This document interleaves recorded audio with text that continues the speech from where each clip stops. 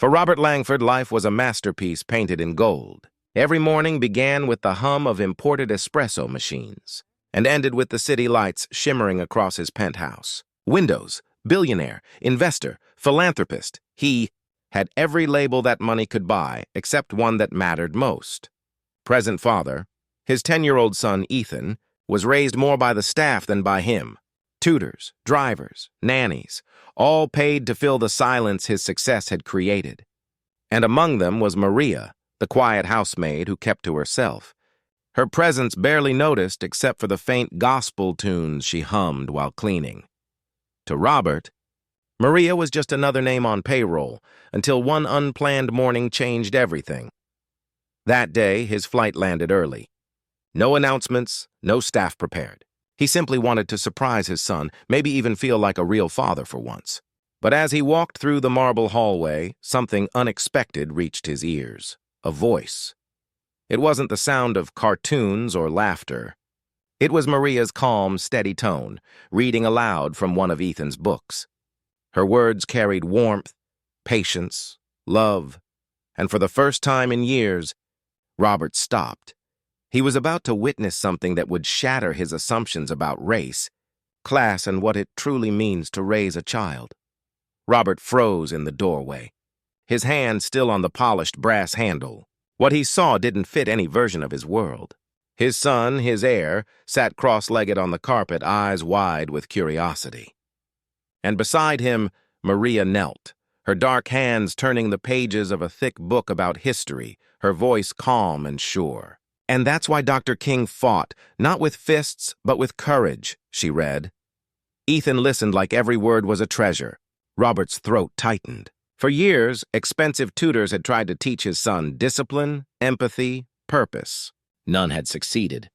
Yet here was the maid teaching him about justice. He cleared his throat. The sound echoed sharply. Both of them turned, Ethan startled, Maria rising quickly to her feet, panic flickering in her eyes. "Sir, I'm sorry," she stammered. "I was just helping him with his reading." Her words trembled, not from guilt, but fear, the kind that comes from knowing your skin color can turn innocence into offense. Robert said nothing. He just stared, his silence heavy, his mind racing. What would people say if they saw this? His son, taught by the help? His wealthy peers would laugh, or worse, he muttered. "That's not your job," and turned away, but the image stayed with him. That evening, as he sat in his office, the city lights flickering against the glass, he couldn't focus. Maria's voice echoed in his head, the passion, the pride, the patience. It was the same tone his own teachers once used before he'd learned to buy respect instead of earning it. The next day, whispers began. One of the other maids had seen him watching. By noon, it spread through the house like smoke. The boss caught Maria teaching his son. Some said she'd be fired by sunset. Maria came to work anyway. Her steps slower, her eyes low, but her spirit unchanged. When Ethan ran to her that morning, hugging her waist, Robert watched from the stairs. Something in him twisted. His son wasn't afraid of her. He admired her, but later that day his mother, an iron-willed matriarch who managed the family estate, called. "I heard about that maid," she said coldly. "Robert, we don't need scandals. These people don't belong in our private life. These people—" The phrase struck him harder than he expected. That night, Robert walked past Maria's quarters. The door was slightly open. Inside, he saw her helping Ethan again, quietly, humbly. This time, she wasn't reading. She was teaching him to write a letter. To who? Robert asked softly from the doorway. Maria jumped, startled. "To God," Ethan said proudly. "She said we can tell him what we're thankful for." Robert's heart sank. On the page, in Ethan's clumsy handwriting, were the words, "Thank you for sending Miss Maria. She makes me feel smart." He didn't know what to say. For a man who owned half the city, he suddenly felt small. Outside, thunder rolled across the horizon. The storm was coming, not from the sky, but from within the walls of his own home. The storm broke the next morning. Rain hammered against the mansion windows, thunder shaking the sky like judgment itself. Robert's mother arrived unannounced, fury disguised as composure. She swept through the marble halls, her heels striking the floor like a gavel. "Where is she?" she demanded. "That maid. She's leaving today." Maria stood by the doorway, her uniform damp from cleaning the patio, her hands trembling as she clutched a small cloth bag. Her belongings. Ethan clung to her arm, tears already pooling in his eyes. "Grandma, no!" he cried. "She didn't do anything wrong." Robert stood frozen between them, between legacy and conscience, wealth and humanity. His mother's words cut through the room like glass. "Robert, for heaven's sake, you cannot let this go on. It's inappropriate. It's humiliating." Maria lowered her gaze. "It's all right, sir," she whispered. "I understand my place." But something in her voice, resigned, soft, tired, snapped something deep inside him. Her place? He remembered her teaching his son, the way Ethan's eyes lit up, not out of defiance, but hope. And now that light was being crushed under generations of quiet prejudice. Robert finally spoke, his voice shaking. "No, Mother. The only thing humiliating here is us, silence. The kind that holds centuries of unspoken truths." His mother's face hardened. "You're choosing her over your own family?" He looked at Maria, at the woman who had given his son more compassion than his millions ever could.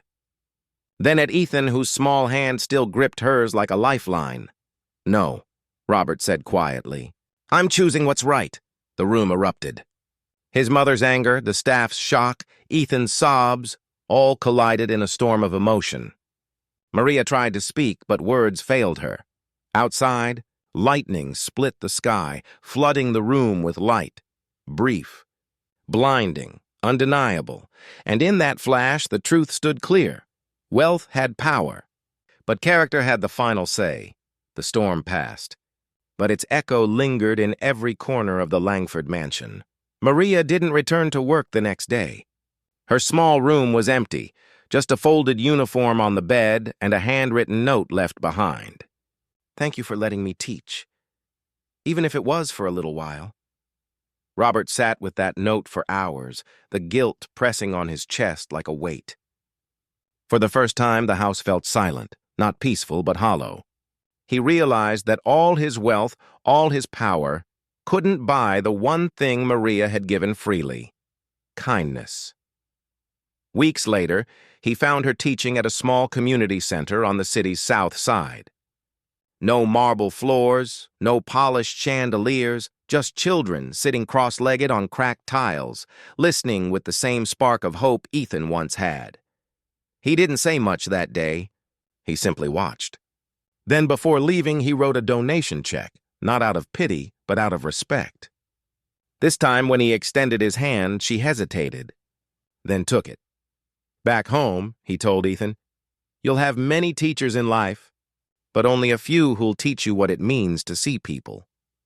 That night, as Robert looked out over the glittering city skyline, the lights didn't feel like victory anymore.